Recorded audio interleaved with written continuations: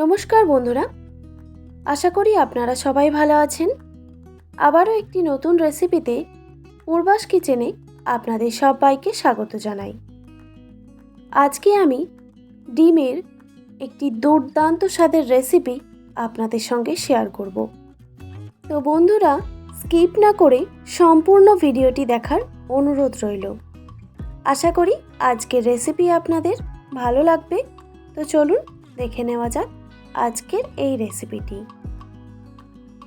ডিমের রেসিপি বানানোর জন্য আমি এখানে 3টে সেদ্ধ ডিম নিয়েছি আর ডিমের খোসাগুলোকে আগে থেকেই ছাড়িয়ে রেখেছি।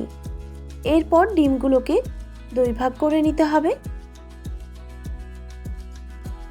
দেখুন, এইভাবে আমি ডিমগুলোকে কেটে নিচ্ছি।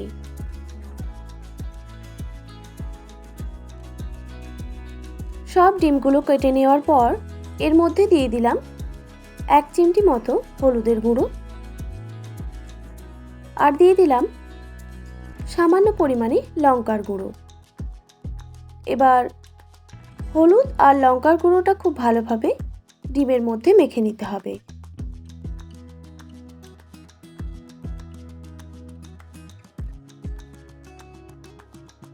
হলুদের গুঁড়ো আর লঙ্কার গুঁড়ো বেশ ভালোভাবে মেখে নিয়েছি। এরপর চলে যাচ্ছি মূল রান্নাতে। একটা কড়াইতে দিয়ে দিলাম 2 টেবিল চামচ সাদা তেল। প্রথমে ডিমগুলোকে ভেজে নিতে হবে। এখন আমি গ্যাসের ফ্লেমটা মিডিয়ামে রেখেছি।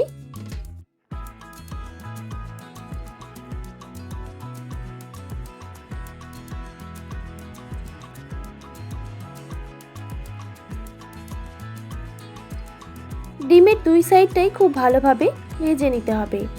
এক সাইডটা ভাজা হয়ে গেছে, এবার আমি আরেক সাইডটা উল্টে দিচ্ছি।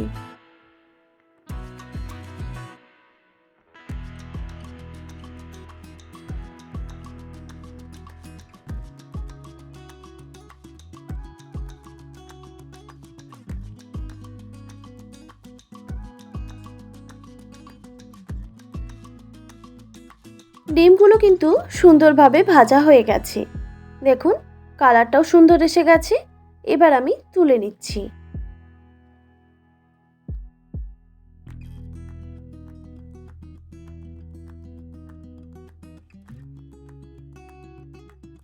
তারপর কড়াইতে যেটুকু পরিমাণ তেল রয়ে গেছে ওই তেলের মধ্যেই আমি রান্নাটা করব। দিয়ে দিলাম একটা তেজপাতা আর 1 টিস্পুন গোটা জিরে। তেজপাতা আর গোটা জিরে ভাজা হয়ে গেলেই দিয়ে দিলাম 2টো ছোট সাইজের কুচানো পেঁয়াজ আর তারই সাথে দিয়ে দিলাম কয়েকটা কাঁচা লঙ্কা চেরা। এবার পেঁয়াজ আর কাঁচা লঙ্কা ভালোভাবে ভেজে নিতে হবে।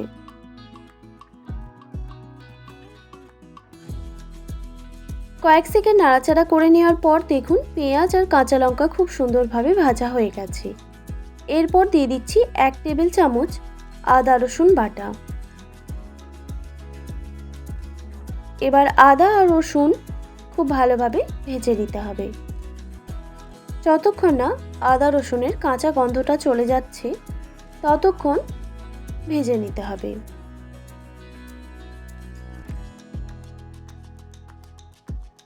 মশলাগুলো সব ভাজা হয়ে গেলেই দিয়ে দিচ্ছি একটা মিডিয়াম সাইজের কেটে রাখা আলু। আলুগুলোকে আমি এইরকমভাবে সরু করে কেটে নিয়েছি। তারপর দিয়ে দিলাম স্বাদ মতো নুন আর দিয়ে দিলাম 1 টিস্পুন হলুদের গুঁড়ো, 1 টিস্পুন জিরে গুঁড়ো, 1 টিস্পুন লঙ্কার গুঁড়ো, তবে ঝালটা আপনারা অবশ্যই কম বেশি করে নেবেন। এরপর দিয়ে দিলাম 1 টিস্পুন ধনে গুঁড়ো। এরপর মশলাটাকে খুব ভালোভাবে মিক্স করে নিতে হবে আর গ্যাসের ফ্লেমটা মিডিয়ামে রেখে আলুগুলোকে ভেজে নিতে হবে। আলুগুলো যাতে খুব ভালোভাবে সেদ্ধ হয়ে যায় সেই জন্য একটা ঢাকা চাপা দিয়ে রেখে দিলাম প্রায় 1 মিনিটের মতো। 1 মিনিট পর আমি ঢাকাটা সরিয়ে দিলাম। আলুটা কিন্তু এখনো পুরোপুরিভাবে সেদ্ধ হয়নি আর মশলার সঙ্গে আলুটা ভাজা হয়ে গেছে। এরপর দিয়ে দিলাম 2 বাটি মতো জল। আমি এখানে ছোট বাটির 2 বাটি জল ইউজ করেছি। আপনারা আপনাদের আন্দাজ মতো জলটা ব্যবহার করবেন। কেমন আপনারা গ্রেভি পছন্দ করেন সেই অনুযায়ী জলটা দিয়ে দেবেন। তারপর ভালো করে নাড়াচাড়া করে আবারও ঢাকা চাপা দিয়ে রেখে দিলাম প্রায় 2 থেকে 3 মিনিটের জন্য। 2-3 মিনিট পর ঢাকাটা আমি সরিয়ে নিলাম। আলুটা সেদ্ধ হয়েছে কিনা সেটা একটু চেক করে নিতে হবে। দেখুন আলুটা কিন্তু খুব ভালোভাবে সেদ্ধ হয়ে গেছে। এরপর ভেজে রাখা ডিমগুলো এখানে অ্যাড করে দিচ্ছি।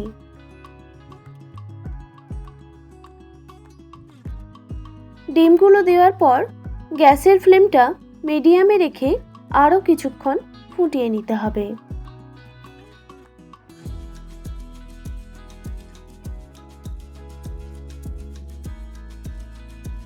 আরও কিছুক্ষণ ফুটিয়ে নিলেই রেডি গরম গরম ডিমের দুর্দান্ত স্বাদের একটি রেসিপি। আশা করি আজকের রেসিপি আপনাদের ভালো লেগেছে। আর ভালো লেগে থাকলে অবশ্যই একটি like, comment, share and subscribe করে দেবেন। আর পাশে থাকা বেল আইকনটিও প্রেস করে দেবেন, তাহলে নিত্য নতুন রান্নার ভিডিওগুলি আপনাদের কাছে পৌঁছবে। আর যারা ফেসবুক পেজ থেকে দেখছেন তারা অবশ্যই পেজটিকে ফলো করে রাখবেন। ভালো থাকবেন, সুস্থ থাকবেন। দেখা হচ্ছে নতুন কোনো রেসিপি নিয়ে। আর এতক্ষণ আমার সঙ্গে থাকার জন্য আপনাদের সবাইকে অনেক ধন্যবাদ।